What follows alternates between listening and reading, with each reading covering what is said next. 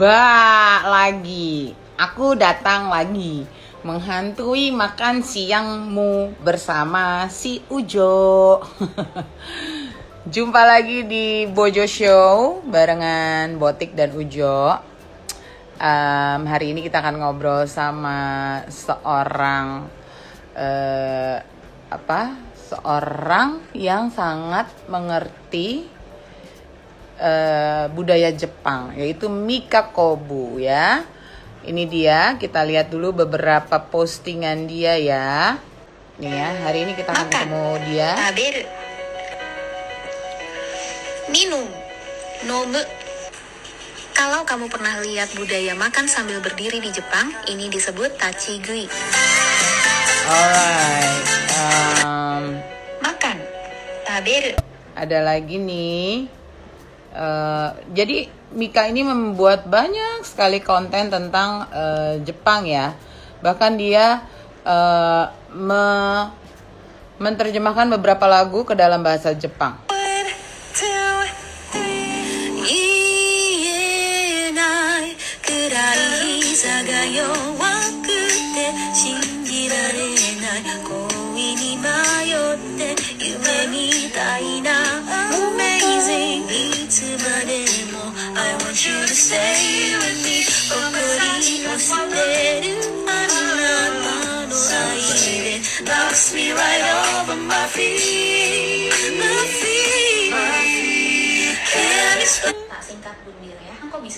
Terus Mika juga suka cerita bermacam-macam karena dia sering nemenin orang-orang Indonesia yang datang ke Jepang. Jadi dia punya banyak cerita dan beberapa kebiasaan orang Jepang juga.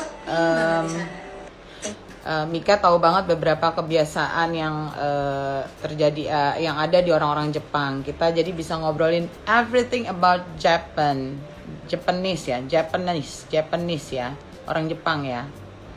Oke, aku mengundang Ujo-san. Pada makan siang apa nih teman-teman? Sambil kamu makan siang ditemenin sama Tika-san dan Ujo-san. Konnichiwa. Hai, Sang Kancil. Mase. Lo lagi dasteran banget, Bot. Iya ya, ini kelihatan daster ya. Kan bisa Apa-apa, gue juga. ganti. Oh iya sih. Apa kabar, Bot, hari ini? Baik, Asalnya Bot. tadi panas, sekarang udah berangin gede nih. Di sini sih panasnya pual, tapi memang anginnya Iya. juga mulai bertiup ya. Mudah-mudahan nggak hujan Iya. ya. Ya makanya hari ini gue udah kedatangan tukang, alhamdulillah. Karena ternyata di masa-masa kayak gini, tukang tuh katanya susah banget, Bot. Tukang Iya, ya. beres-beres itu emang lebih banyak. Kayaknya sih ini ya kayaknya sih menurut gua ya Uj, karena kan kita baru perpindahan dari musim hujan nih ke musim kemarau ya. Summer. Jadi apalagi sebentar lagi kan akan masuk bulan puasa lalu Lebaran. Jadi makanya kenapa tukang-tukang itu occupied banget. Iya sih. Ya kan, banyak Bener yang sih, merenovasi rumahnya, mumpung udah nggak terlalu hujan. Jadi maksudnya gini, kalau kayak yang bocor, ini kan masih ada nih hujan-hujan dikit nih, mereka benerin, lalu hujan, jadi kelihatan hasilnya. Kalau udah musim kemarau banget, itu nggak kelihatan hasilnya, masih bocor atau enggak, gitu. Kan aku dulu pernah di ini, paguyuban perkulian. Pertukangan. Nah, yang kuli-kuli pinggir jalan itu kan aku salah satunya. Kacau loh. Tapi emang bener kalau menurut gue nggak tahu nih, makanya gini, gue berharap masih ada hujan lah sebenarnya. Kenapa? Iya. Teman-teman maaf kalau yang nggak setuju, supaya ini bisa dites hasil kerjaannya. Bener kata Botik tuh. Masih. Ini Maret ini kan masih pancaroba ya, gitu kan. Kan dari September, Oktober, November, Desember, Januari, Februari, Maret, April ini masih pancaroba. Jadi pasti kalau siang panas banget, sangat mungkin sore ke malam hujan gitu loh. Ini kan Anda di BMKG ya. BMKG. Bener kan? Aku Bener. bersama makan kelompok gendut. BMKG. Gitu. Uja sapa dulu, aku nulis dulu ya sebelum kita undang Mika ya. Hai teman-teman Bojo, hari ini kita bakal ngobrol sama ya seperti biasa kita ngobrol juga tidak ada ingin berkenalan dengan banyak orang. Hari ini kita beruntung banget bisa berkenalan sama satu sosok yang dekat banget sama Indonesia tapi juga Jepang. Nah, kita ketemu sama satu sosok namanya Mika Kubo. Nah, Mika Kubo ini silakan ya setelah obrolan ini siapa tahu ingin dicek-cek atau enggak udah banyak yang kenal. Terima kasih untuk masuk ke TikToknya. Dia juga main di TikTok ya, Bot ya? Iya. Dan dia tuh apa ya? Banyak sekali kontennya. Jadi ternyata dia juga again ya kita menemukan orang-orang yang multi talenta.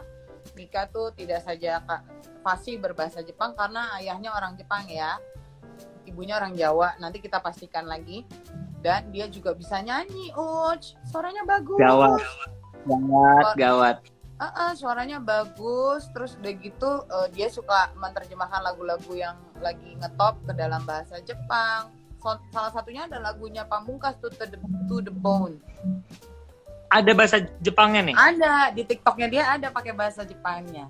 Ya udah aku undang Mika ya. Oke. Mika Kubo. Seru kita ngobrolnya sama sosok-sosok yang benar-benar ini ya talented dan unik. Kita tunggu ya. Iya. Mbak. Tapi Jepang tuh emang menyenangkan ya gitu ya. Aku sih baru sekali ke Jepang gitu loh. Jadi pengen banget sih kesana lagi, pengen explore. Cuma memang orang Jepang tuh bahasa Inggrisnya agak susah ya. Tapi nggak apa-apa lah, aku juga nggak bisa bahasa Inggris, jadi kita bahasa tubuh aja kan, ekspresi gitu ya. Nggak, sedihnya adalah gini, kita udah Inggris nggak bisa, Jepang juga nggak bisa. Jadi bener kata lu, banyak bahasa tubuhnya gitu. Ini aku takutnya Mika waktu Jepang ya? Enggak kan? Dia di Jepang. Emang dia di Jepang? Nggak tahu, soalnya kan 11.30 ya. Apa karena tadi aku mulainya telat ya, jadi Mika kayaknya udah ada kerjaan lain atau kegiatan lain ya. Tapi rasanya tadi di depan, di atas dia sempet sapa kita deh. Mika Kubo unable to join. Why? Sebentar ya. Ini ada nih, Kak katanya tuh. Oh iya. Mika Kubo 911. Iya, 911. Iya. Mika Kubo-san. Sebentar lagi bergabung. Halo. Sorry susah. Mika Kubo-san. Hai, konnichiwa. Sebentar lagi bergabung. Konnichiwa. Mika. Iya. Mika ini mau disebut orang Jepang atau orang setengah Indonesia atau gimana? Setengah Jepang? Kalau dari orang tua berarti dua-duanya ya, Kak. Tapi mama saya bukan orang Jepang, Kak Tika. Mama saya bukan orang Jawa. Salah. Oh iya. Orang mana? Toraja. Jadi mama orang Toraja, papa orang Jepang ya. Karena di beberapa logat aksennya Mika tuh kayak orang Jawa gitu ya. Iya, kadang sengaja aku masukin sih karena lebih unik aja. Gitu. Banyak orang Surabaya juga teman-temanku. Mika tinggal di mana, Mika? Sekarang di Karawaci. Di daerah Karawaci. Di Indonesia ya? Masih. Nanti minggu depan saya ke Jepang sih. Kapan? Ikut dong. Iya, boleh, silakan. Minggu depan ke Jepang, Kak. Minggu depan ke Jepang, Bot. Kamu tuh kalau dalam setahun berapa kali bolak-balik ke Jepang? Kalau tidak pandemi ya, kalau nggak pandemi, pokoknya sejak 2018 itu ada musim tertentu yang dimana kerjaan itu full banget, yaitu orang Indonesia semua ke sana itu selalu winter sama musim semi. Jadi itu udah jatahnya saya untuk ada di sana. Tapi kalau musim panas memang turnya nggak terlalu banyak, jadi saya pulang. Gitu. Aku ingin nanya deh, karena kita kan kenalnya Mika tentu saja dari sosial media ya. Iya. Menceritakan tentang everything about Japan dan lain-lain segala macam. Tapi emang secara profesi atau kerjaannya sendiri sehari-hari apa sih, Mika? Nah, sebetulnya sejak pandemi itu pastinya tur itu udah sementara untuk kosong dulu ya. Karena memang orang Indonesia terutama nggak bisa ke Jepang dulu, termasuk visa yang new entry gitu. Tapi kalau visanya re-entry kayak saya masih bisa. Jadi sejak stop pandemi itu memang kalau Tuhan kasih waktu kosong dan terjadi, ini kan global ya, secara global gitu. Dan memang aku sih berdoanya ketika waktu kosong aku pengen banget seriusin konten kreatorku. Dan juga ada beberapa bisnis sama teman-teman juga. Join aja. Keren lah. Tapi Mika ini sebenarnya warga negara adalah Indonesia. Oh iya, dulu kalau papa tuh asli Jepang. Iya, asli Jepang dan dan udah dipanggil Tuhan tahun 2017. Iya, aku lihat tuh tadi aku mau ngomong tapi takut salah ya. Oh, nggak apa-apa. Ya. Nah, Mika, kamu sendiri lahir di Indonesia atau lahir di Jepang? Dan lahir di Jakarta. Lahir di Jakarta ya, tapi bisa fasih berbahasa Jepang tuh memang diajarin sama papa atau emang pernah tinggal di Jepang? Tinggal di sana dari 2011. Di sana lebih dilancarin lagi karena sekolah, terus sambil kerja juga. Interaksinya pastinya langsung di sana lebih cepet hafal ya, gitu, lebih cepet juga gitu. Dan memang kalau di papa tuh bisa bahasa Indonesia walaupun berantakan. Jadi dia sempat ngajarin yang simple-simple aja, hiragana. Terus perkenalan simple, sama kalau dia marah-marah ya pakai bahasa Jepang sih. Sama kalau kita kawin sama bule kayaknya gitu Jo. Atau kawin sama Jepang giliran marah kita pakai bahasa Indonesia, repot sambil mikir sambil marah. Bener-bener. Istri gue kalau marah pakai bahasa Indonesia, Bak. Oh iya. Ya lo kan istri lo orang Indonesia. Iya. Tapi gini deh, kita kasih waktu sebentar untuk Mika, untuk itu tuh banyak yang Kak Mika sahabatku semuanya tuh lihat banyak banget. Iya teman-teman, ada Sarah, ada Bayu, halo Ki. Kak, jadi gini, ini tuh teman-teman semua sebagian besar dari Smule. Kemarin ini interaksi kita udah 2 kali karena waktu itu kita sempat ada collab lagu Marah-Marah punya Project Pop dan sama Katika, sama aku lupa kalau nggak salah Kak siapa ya? Yosi. Kakak Yosi ya di retweet di repost. Jadi barusan teman-teman senang banget waktu tahu aku akan live lagi karena kita semua menggemari Project Pop, terutama. Aduh.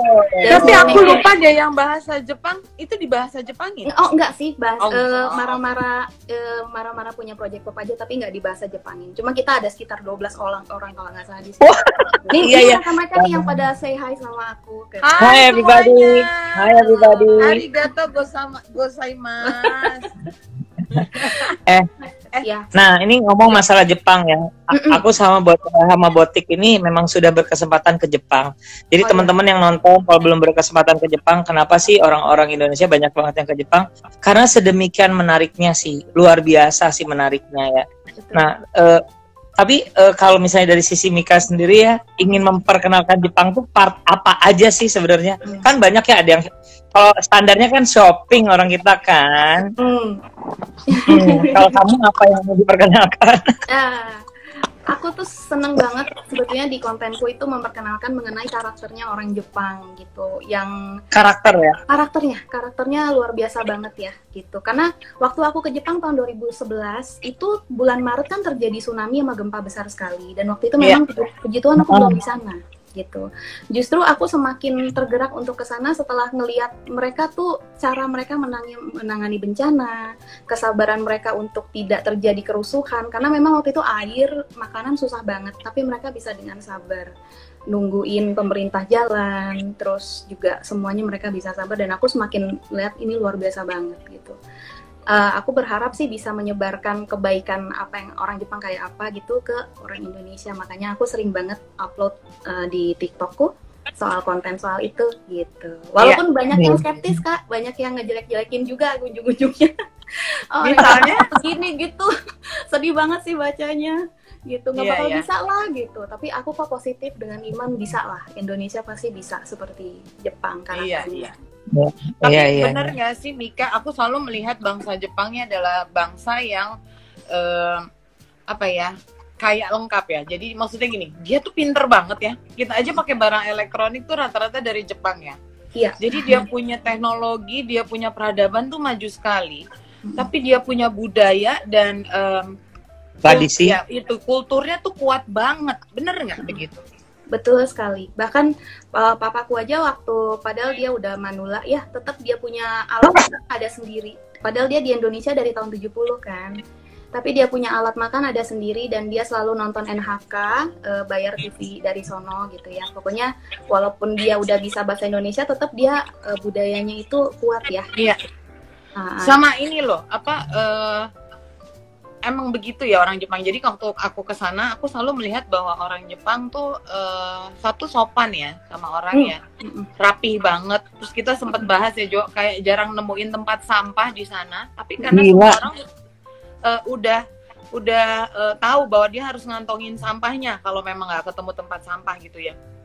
Terus di salah satu unggahan kamu ada yang ceritanya bapak-bapak belanja kembalinya 20 yen. Terus dia nggak mau ambil. And then dikejar. Nah itu pernah kejadian pada saat aku ke Jepang, tapi aku sok ngasih tip dan mereka nggak mau terima. Emang gitu ya, orang Jepang tuh nggak mau terima tip ya Mika?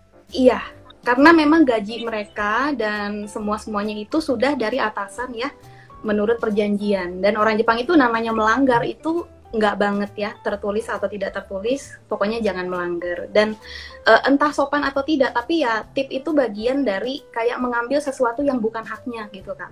Oh, keren banget ya.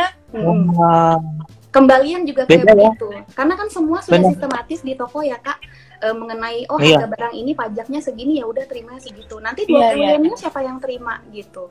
Kalau yang terima karyawannya berarti karyawannya kayak sedikit korupsi dong. Itu kan bukan hak kamu gitu. Walaupun memang customernya kasih ya gitu, tapi mereka akan malu sekali kalau menerima lebihan gitu. Jadi kalau misalnya kita lagi makan atau di sana memang udah pokoknya nggak boleh aja ninggalin tip ya. Iya. Yang terjadi apakah mereka akan pastinya mereka mengembalikan, tapi apakah mereka akan tersinggung atau mereka ya ngembaliin aja no we don't, kita nggak terima tip gitu. Iya betul, mereka pasti akan kembaliin lagi gitu ya. Walaupun saya juga pernah ada yang naik beca Jepang itu namanya Jinrikisha ya Kak, yang beca ditarik itu di Asakusa. Itu ada salah satu klien saya kasih mereka 5.000 yen. Mereka itu karena berdua ya narik becanya gitu, ada 2 orang. Mereka ya bingung ngeliatin duitnya gitu, ini gimana caranya, karena memang bukan tipnya mereka gitu loh. Akhirnya mau nggak mau, karena kita ya udah maksa kasih ya, mereka terima juga gitu ya. Tapi sambil nunduknya, sering banget nunduknya, sampai kita hilang juga masih nunduk gitu. Wow.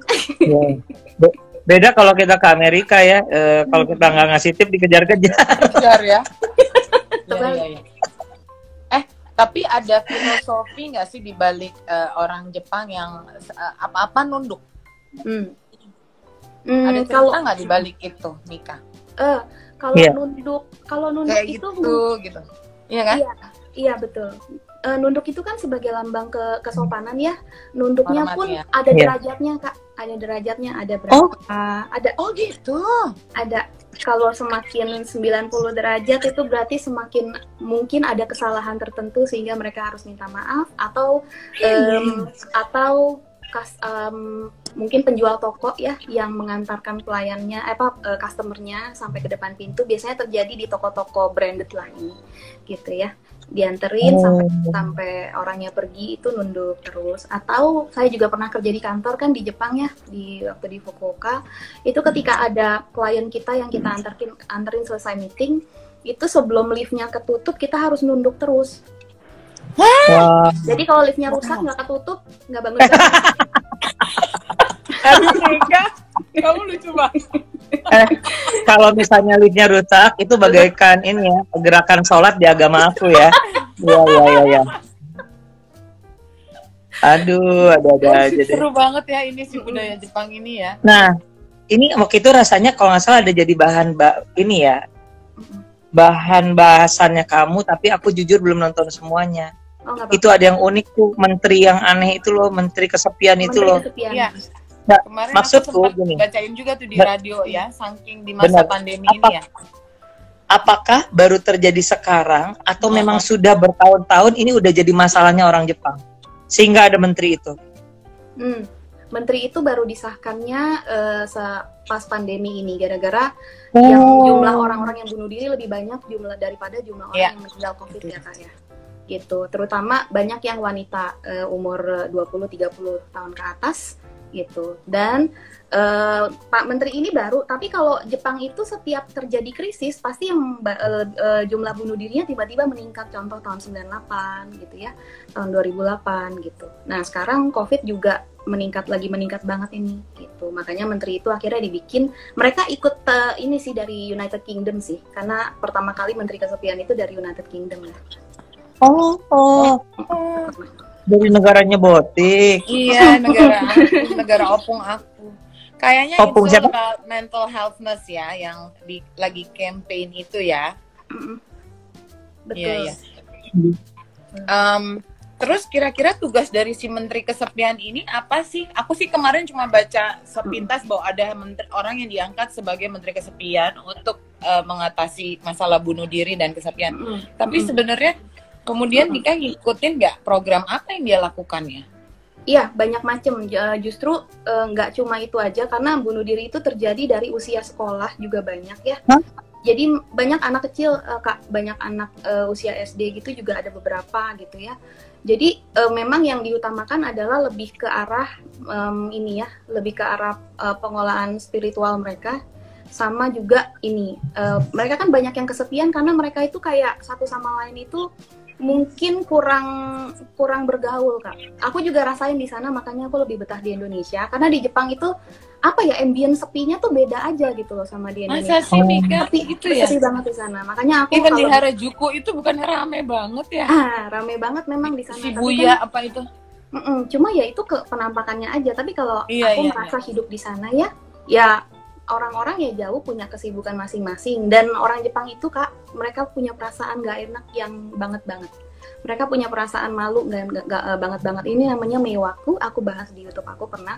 Mereka itu takut kalau kita tegur orang itu, nanti meiwaku gitu. Padahal mereka punya perasaan yang sangat-sangat stres, misalnya ya, stres, depresi. Tapi kalau mereka minta tolong, gak enak gitu. Oh gitu. Ya akhirnya semua dipendam sendiri.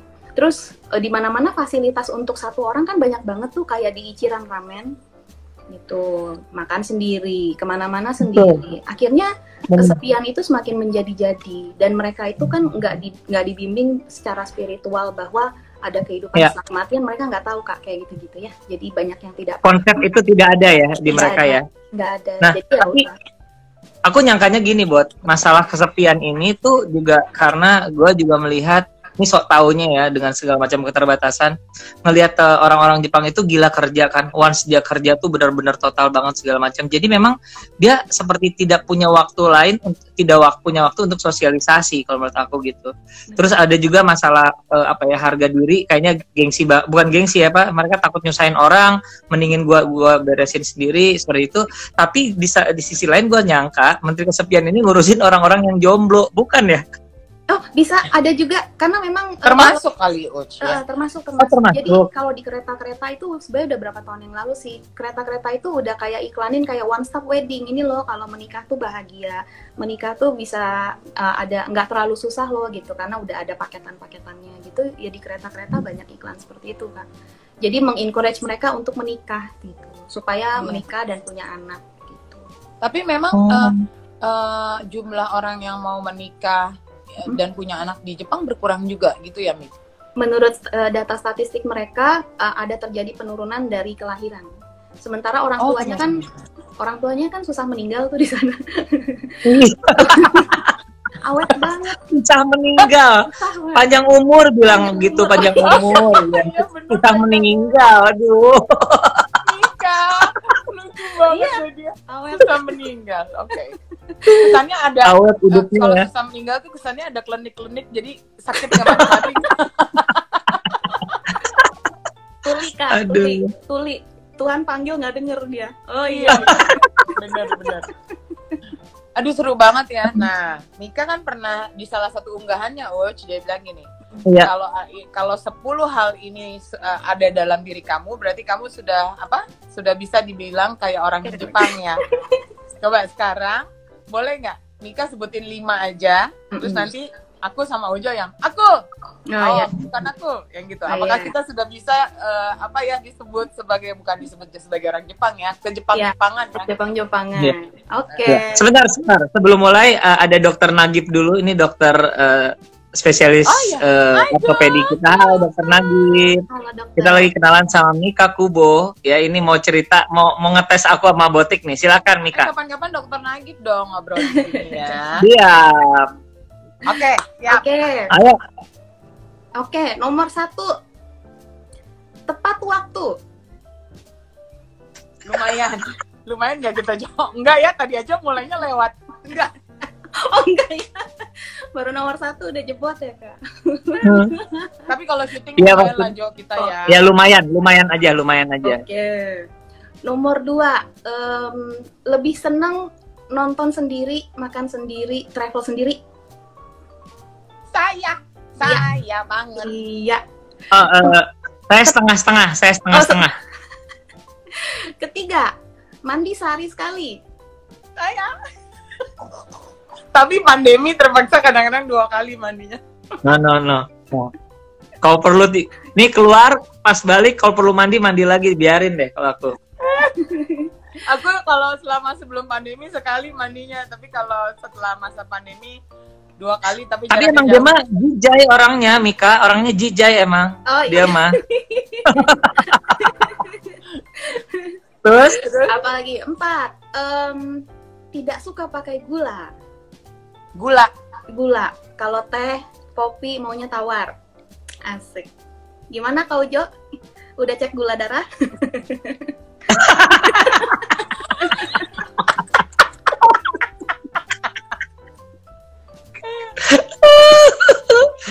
Aduh, iya. Terus. Kelima ya. Gue kurang Jepang nih berarti, Bot. Lu dari 4 lu udah 4-4-nya loh. Gila. Ika Sang nih luar biasa nih, sang kancil loh mah. Terakhir 5, nggak suka pakai baju warna terang. Ya, nggak bisa ya. Kalau kita suka warna-warni berdua. Yang namanya bersama Ujo.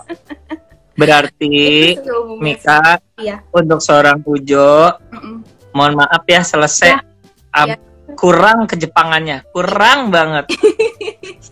Tapi gini untuk teman-teman, ketika aku berkesempatan alhamdulillah ke Jepang, justru aku nggak tahu ya, ini sedikit berbalik atau apa.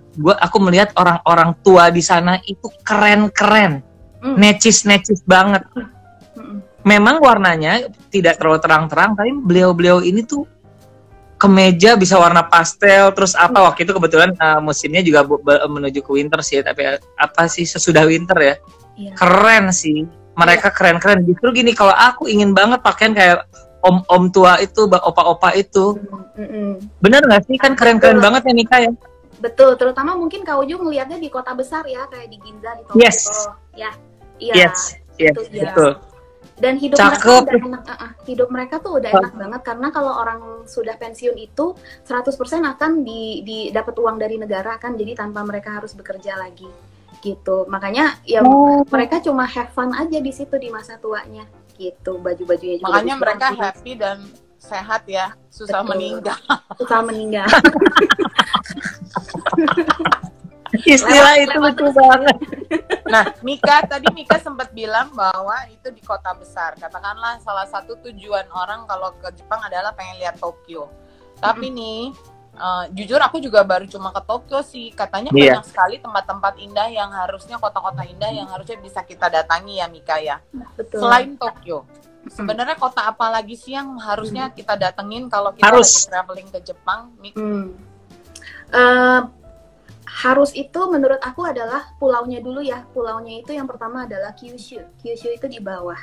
Nah ini sebetulnya tempat lahirnya papa saya itu di Nagasaki, dan itu ada di Pulau Kyushu. Cuman kota favorit saya adalah namanya Fukuoka, karena dulu pernah kerja di sana 2 tahun.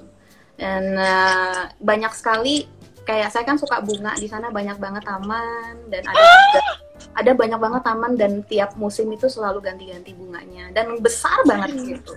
It's so beautiful. Kapan mau ke sana lagi Mika? Aku ikut. Minggu depan. Enggak. Nah, tapi kalau menuju ke sana ya Mika, apakah kita penerbangan langsung dari sini atau kita harus ke Tokyo dulu atau ke Osaka atau kemana-kemana gitu nggak? Tadinya sih Garuda ada langsung ke Fukuoka karena itu airport internasional gitu. Cuma mungkin waktu pandemi gini mau nggak mau semua harus ke Haneda sama ke Narita sih. Terus ada 14 hari karantina mandiri. Oh iya, yang 14 hari karantina mandiri. Betul. Ya, ya. Nah, waktu itu aku dari Haneda ke Narita ya. Jauh banget ya. Dari ujung ke ujung. Kok kenapa Haneda ke Narita? Ngapain? Nggak, aku emang harus ada 1 hari yang harus tinggal dulu, baru besoknya baru ada penerbangannya waktu itu sih kebetulan. Jauh banget. Emang, karena udah beda prefektur. Narita itu di Chiba. Haneda kan Tokyo. Mendingan Tokyo, kayak betul. aku, Jo. Dari H&M ke Uniqlo. Itu itu merek baju. Cuma naik 2 lantai di PIM ya.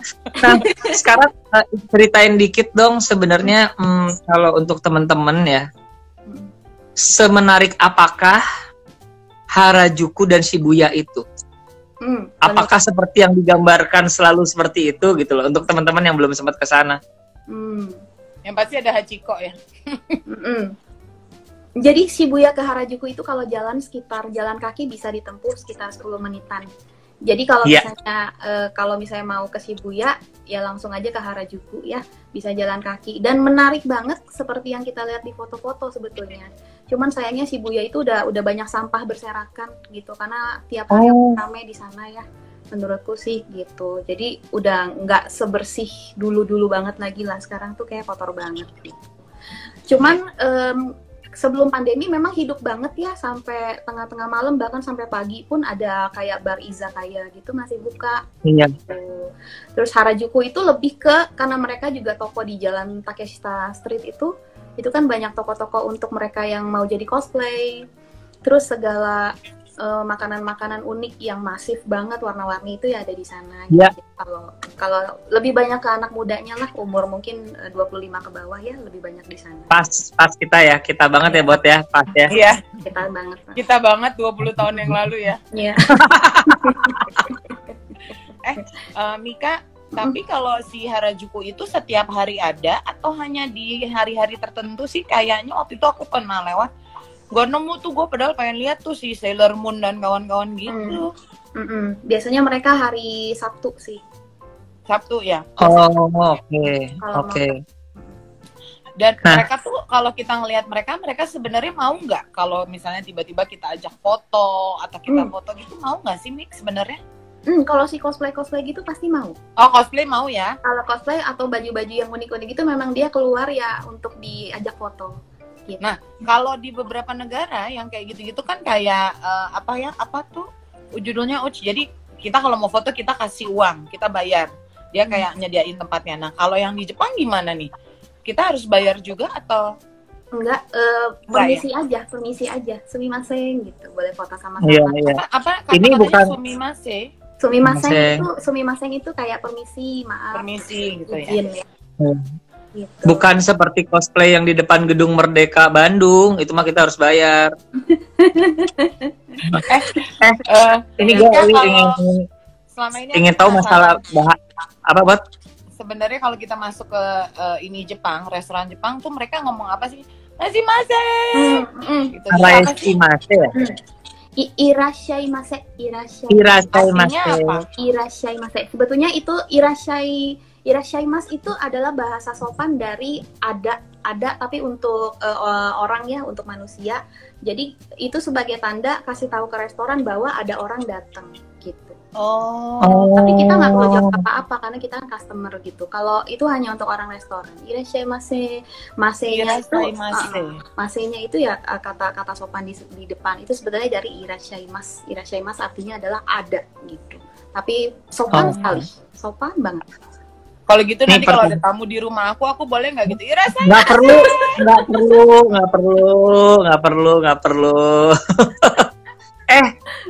Mika, aku jadi ingin tahu deh, selama pandemi kan kamu jadi fokus ya di ada konten segala macam. Seperti layaknya kita berdua, makin banyak orang tertarik dan banyak bertanya tentang Jepang gitu loh. Betul. Tapi ketertarikan untuk belajar bahasa Jepangnya gimana nih?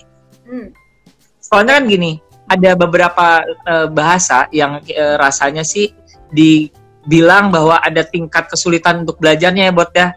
Ini paling susah, ini apa-apa. Di zaman kuliah ya Jo? Kuliah. Nah, kalau tingkatan untuk orang-orang yang berminat belajar bahasa Jepang tuh gimana sih? Susah banget atau gimana? Menurutku bahasa Jepang cukup susah sih. Menurutku cukup susah karena bener. Hurufnya sendiri ada 3 ya, ada 3 karakter ya, ada hiragana, katakana, sama kanji. Tentunya yang paling susah itu kanji karena setidaknya kita harus menguasai 5.000 kanji untuk oke lah gitu, udah bisa supaya bisa dipakai ya. Supaya bisa dipakai. Nah, sementara orang Jepang sendiri ada kanji yang mereka belum tentu bisa baca gitu ya. Sampai sebanyak itu gitu ya, jadi kanji itu. Terus yang bikin aku sulit adalah sebetulnya selain karena bahasa Jepang itu kayak bahasa Inggris, kalau udah past tense itu diganti kata kerjanya itu ya. Jadi, ada past continuous tense kayak gitu-gitu, mirip sama bahasa Inggris. Terus juga sama dia itu ada tingkatannya ini derajat. Derajatnya kelihatan banget ke orang yang lebih tua, kita nggak boleh pakai apa. Bahkan cewek sama cowok kadang-kadang kata-katanya lain gitu ya, mereka membedakan ini buat cewek, ini buat cowok gitu ya.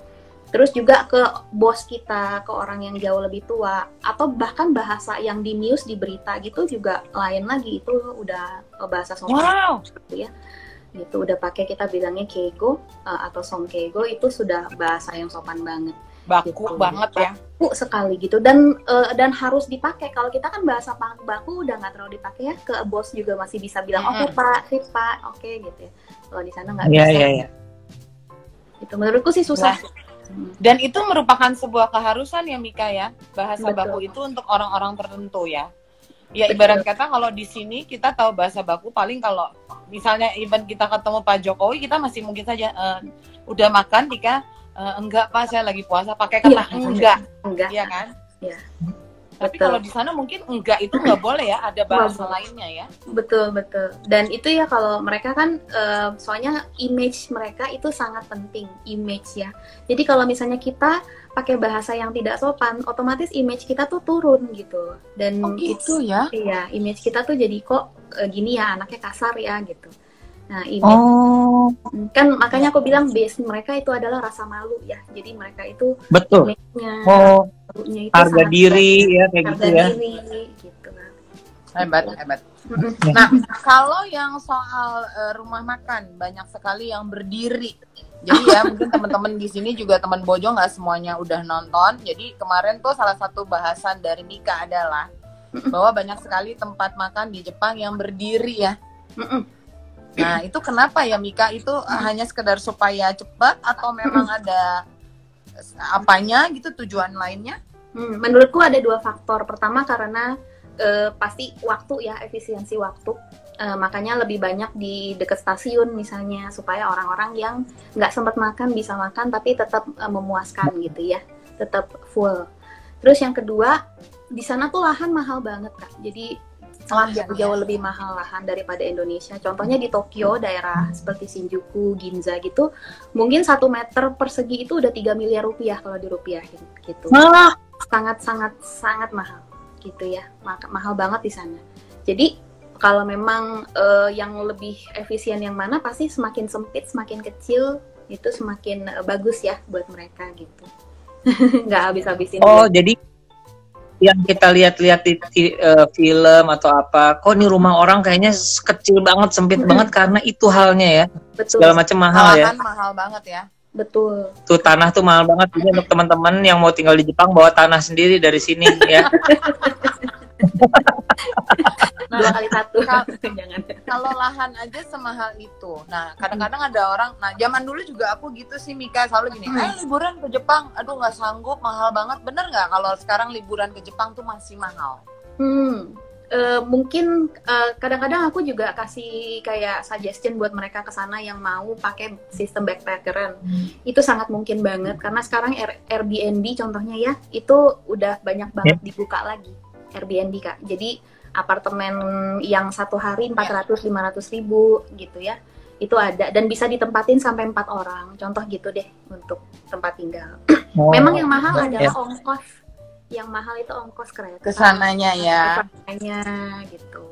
Iya, gitu. Jadi kalau misalnya di sananya ya kemana-mana ya memang agak mahal sih. Kalau makanan itu kalau misalnya mau murah ya paling beli kayak di onigiri atau beli di supermarket gitu. Ya, benar. Teman-teman yang mau backpack gitu. Yang nggak bisa diskon ya cuma itu ongkos gitu. Sekali stasiun terdekat aja udah habis Rp20.000 gitu. Benar. Kecuali kemana-mana mau jalan kaki ya. Iya. Tapi kalau di beberapa cerita Mika kan Mika sering nemenin rombongan bapak-bapak, ibu-ibu itu emang rombongan traveling yang Mika bawa atau memang mereka sudah ada sendiri misalnya, terus kemudian Mika kebetulan lagi di sana dan Mika diminta nganterin. Awalnya itu memang karena kita ada join sama beberapa kantor tour di Jepang ya gitu. Memang tidak terikat, saya cuma freelance doang. Cuma makin lama itu kan dari mulut ke mulut ya. Oh si ini aja dikenalin. Oh sama Iya. gitu. Dan pada akhirnya untuk yang private sebetulnya udah mulai banyak sebelum COVID itu 3 tahun sebelum COVID yang datang ke saya langsung itu mulai banyak untuk minta saya aturin sendiri gitu. Jadi sebetulnya udah sempet ada jalan bisnis sendiri, tapi saya tidak melepas kantor yang lain ya gitu. Jadi bapak-bapak ibu-ibu ini ada yang memang sudah repeater sama saya berapa kali gitu, terus minta dibikinin lagi gitu. Berarti kita bisa juga dong. Bisa dong. Mau nggak nemenin Project Pop jalan-jalan? Mau banget. Nah, cerita sedikit aja Mika. Mika ini kan sering ke sana ya. Sebenarnya orang kita di sana banyak nggak sih? Dan kebanyakan mereka bekerja apa di sana? Orang Indonesia maksudnya? Orang Indonesia ya, mereka banyak sih Kak. Ya, setahu saya di sana itu banyak anak-anak yang magang ya. Tapi memang magang ini hanya terbatas 3 tahun aja kontraknya dan mereka pulang gitu. Oke. Setelah mereka kuliah di sana, boleh magang 3 tahun gitu? Kalau anak magang ini biasanya nggak kuliah. Mereka ada pelatihan LPK di Indonesia beberapa bulan untuk pengenalan bahasa. Langsung kirim ke sana, langsung kerja gitu. Mungkin training sebentar, terus langsung kerja kontrak 3 tahun mereka pulang. Nah ini banyak gitu. Cuman karena saya bukan anak magang, jadi saya nggak terlalu kenal banyak anak magang di sana. Gitu. Oh iya. Teman-teman saya di situ banyak orang Indonesia yang nikah sama orang Jepang. Gitu. Iya. Kalau Mika sendiri, Mika sudah menikah belum? Belum. Berniat menikah dengan orang Jepang atau dengan orang Indonesia atau dengan bule? Sekarang kalau karakter saya suka, kalau karakter lebih pilih orang Indonesia sih daripada orang Jepang. Kalau karakter mereka lebih dinamis ya orang Indonesia ya. Betul. Lebih hangat, lebih welcome gitu. Kalau orang Jepang kaku banget Kak, kayak ini. Pernah sih ada ngedate sama orang Jepang gitu. Aduh nggak seru banget. Akhirnya yang nanya-nanya saya terus gitu. Dia malah sambil makan ngomong oishi 20 kali ngomong oishi nggak ngomong itu artinya apa itu? Oishi artinya enak. Jadi dia cuma bisa ngomongin yang ada di depan mata aja. Mereka nggak nanya keluarga saya, dia nggak nanya ngapain gitu nggak nanya yang lain-lain gimana mau kenal kan kayak gitu. Iya. Saya blok aja. Tapi itu kalau pada umumnya orang Jepang begitu atau ada juga yang seneng ngobrol? Ada juga sih. Kalau misalnya saya lihat ya sebagian besar sifat mereka memang karakter mereka itu yang cool dan nggak banyak ngomong ya sebetulnya. Kalau saya lihat dari suami-suaminya teman-teman saya juga banyak yang pendiam gitu, nggak bahkan nggak ada yang petakilan aku ya. Iya, seperti cicilan ujung lain banget pokoknya. Ya makanya bukan nggak cocok jadi orang Jepang. Bahkan ya kadang-kadang suaminya ini kalau misalnya foto bareng tuh nggak mau, atau kalaupun foto bareng mukanya dikasih tempel stiker gitu karena mereka nggak mau show mukanya gitu. Bener-bener tidak sosial media banget lah. Iya. Nah sekarang kita ngobrol ke satu hal yang menarik nih. Botik baru aja tadi posting tuh unggahannya Mika suaranya bagus Bang. Itulah kan Mika menerjemahkan lagu Weak dan To the Bone ke dalam bahasa Jepang. Kenapa kapan-kapan lagu Project Pop dong? Boleh. Pernah nggak? Apa? Lagu Project Pernah mencoba menerjemahkan lagu Project Pop ke bahasa Jepang? Belum sih. Pasti menarik banget. Benar-benar. Soalnya kalau bahasa Jepang itu kata-katanya panjang ya Kak. Kayak misalnya to the bone itu kan to the bone itu bisa to the bone, tiga suku kata doang. Kalau di Jepang itu honemade aishite gitu, itu kan panjang tuh. Wow. Panjang ya. Jadi mesti dicari apa ya yang bisa muat gitu. Tapi pernah nggak Mika diminta menerjemahkan misalnya kayak musisi kita minta menerjemahkan ke dalam bahasa Jepang lagunya? Mungkin karena kalau di Tokyo itu ada gereja ya, jadi kadang-kadang paling cuma translatein lagu rohani aja sih. Oh, lagu rohani ya. Tapi nggak banyak gitu, karena memang kita punya translator banyak banget kan di sana ya, yang bisa bahasa Nih, bentar. Ada kayaknya sahabatnya atau temennya Mika nih, namanya Risa Wijayanti. Lagu Project Pop dibikin akapela, Mik. Kata dia gitu. Capek, Cak, lu aja, Cak.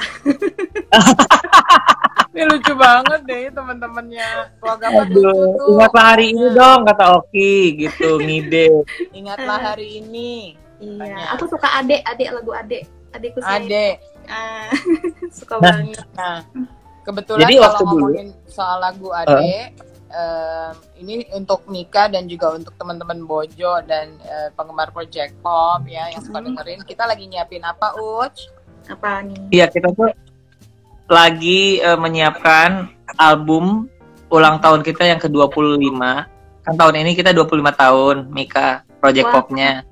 Jadi nanti di Juni ini kita akan buat satu album, dan album itu maksudnya isinya adalah lagu-lagu lama yang akan kita bawakan kembali. Bawakan mungkin rearansemen atau berkolaborasi sama orang gitu loh. Salah satunya lagu Ade. Asik. Gitu. Dan pacarku superstar. Ada satu cerita juga. Birthday? Siapa? Ulang tahun hari ini? Enggak. Oh. Aku enggak. Udah pernah. Nggak salah. Novi Andrea bilang happy birthday. Oh, suruh nyanyi happy birthday dalam bahasa Jepang mungkin ya. Oh. Jadi album 25 happy birthday. Oh iya, terima kasih. Iya. Mika seneng banget ya siang ini bisa ngobrol. Terima kasih untuk waktunya ya. Teman-teman Bojo yang lain pengen tahu tentang Jepang lebih banyak, silahkan follow Mika Kubo. Mika Kubo 911 ya. Iya. Sama nama akunnya baik Instagram maupun TikTok ya. Yang seru sih TikToknya, jujur seru banget TikToknya Mika. Sebelum pisah Mika, kalau misalnya nih kita kerja sama ya, ingatlah hari ini bahasa Jepangnya apa ya kira-kira cocoknya? Kyou omoidashite kudasai. Kyou no koto omoidashite kudasai. Aduh, susah ya. Susah. Kyo itu hari ini, koto itu hal ya, jadi nggak apa-apa maksudnya untuk hal hari ini.